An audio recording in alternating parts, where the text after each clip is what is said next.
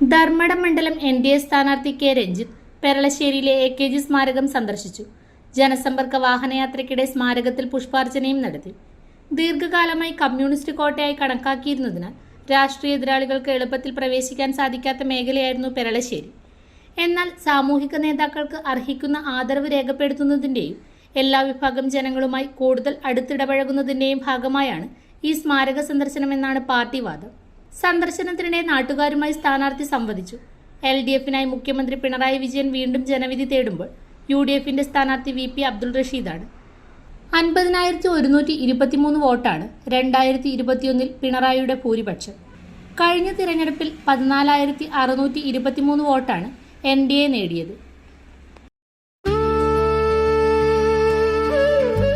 ഓരോ സ്വർണ്ണാഭരണവും പാരമ്പര്യത്തിന്റെ അഭിമാനം. ഓരോ ഡയമണ്ടും പറയുന്നത് വിശ്വാസത്തിന്റെ കഥ. നിങ്ങളുടെ സ്റ്റൈലിന് പെർഫെക്റ്റ് തിളക്കം. The crown of fine jewellery. Sona gold diamonds and jewellers.